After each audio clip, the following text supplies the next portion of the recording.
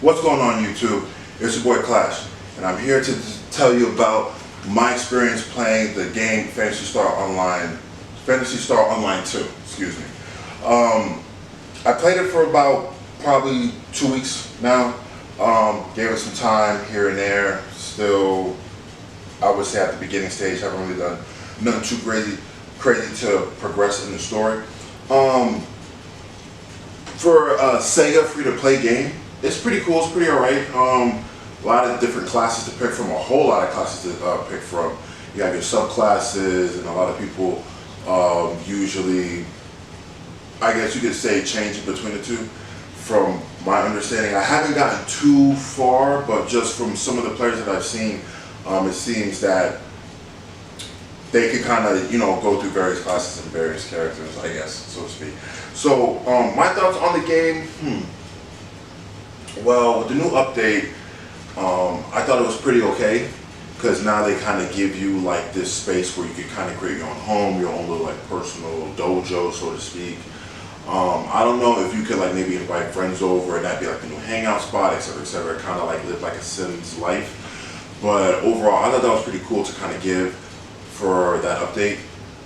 Just kind of build creativity, probably see if anyone has any like presets of a home that they really want to build.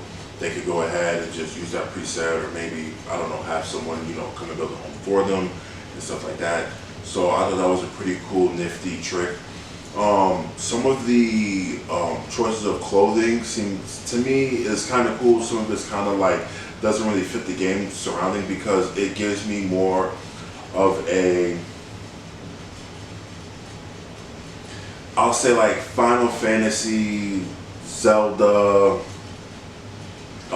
what's it called, Genshin Impact kind of vibe sort of there. So I feel like some of the clothes don't really fit the gameplay, so to speak, or the play, or not really the play style, but just the gameplay, so to speak. I've had pretty good missions, pretty fun missions, a whole lot of training, and that's one thing I will say.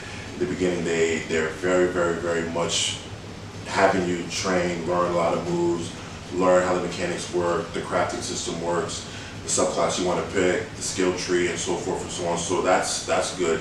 A lot of the weapons, you get a lot of the weapons for all the classes, so you kind of pick and switch what class works best for you.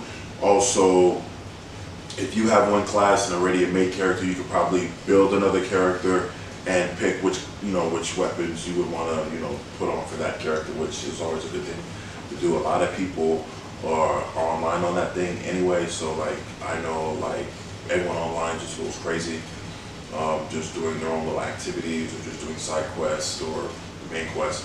I thought like some of it seems very like broken, from the double jump to the gliding to just the way you could run up on walls and climb was one of those things that was pretty appealing. But what can you say? It's free to play. There's, like I said, there's always gonna be updates. It's just one of those games that, like, you can either like it or you not. You don't. Sorry. At the time of this recording of the video, I tried seeing if some of my other friends would play. I believe Red may have it downloaded. I believe Hellboy, I think he said had it downloaded. It's a pretty big file, so it took him a while. So, there's that. I'll probably play with them to kind of, move past some of the quests, some side quests, and probably critique a little bit more with like armors and accessories and weaponry to get like a different play style with them, and also have them pick different classes, see what works for them, so forth, and kind of go on like a whole new journey with them as well. I feel like I'm not really missing much left, because I'm still like in the introduction of the game. I haven't really put in too much time in the game. When I seen the trailer, I thought it looked pretty great. Like most trailers, I was sold on it. But seeing some of the gameplay and the mechanic, I was like, oh, it's one of those type of MMOs. And I figured, what the hell? I'll give it a try. You only live life once, right? So I was like, you know, what could go wrong? You know, it's a Sega published game. Seems pretty good. The customization was kind of limited at the time when I first played before the update came. So that was kind of like, yeah, it's fine. But now since they, I guess, kind of did a little bit more with the character customization, that's pretty cool. That's pretty alright. I think hopefully with the next, if they can, maybe with the next update, they should maybe include maybe a little bit more patching and less glitches. Because so far, like, I haven't gotten nothing crazy of the glitches, but there's still like a little bit of lag here and there, obviously, and a few like bugs here and there for a few things. Nothing too crazy, but just like a few minor little, you know, dents and things and stuff like that. But overall, just yeah, you know, if you guys have it, you know, say definitely play. If we happen to be in the same server or whatever, we team up, run a few quests. If you guys haven't played it, I would definitely suggest, you know, play it. It's free to play. You know, you might like it, you may not like it. Doesn't hurt to at least try. You know, because at the end of the day, it's free. If you don't like it, you can always put it back. But if you do like it, you could probably run a few quests. There's a lot of events. You know, everyone's always online. People are always helping one another on some of these free-to-play games because it's a very open world. I feel like you don't really take fall damage, which is pretty interesting because they have like this whole hovering gliding system. So it's pretty cool on that. So I thought that was kind of like interesting. Some of the moves though, however, I don't know if you could like level up the skill. I still haven't gotten that far in. But I know for the most part, the skills are pretty good. The weapons are really, you know, futuristic as meets, you know, a little bit of modern day.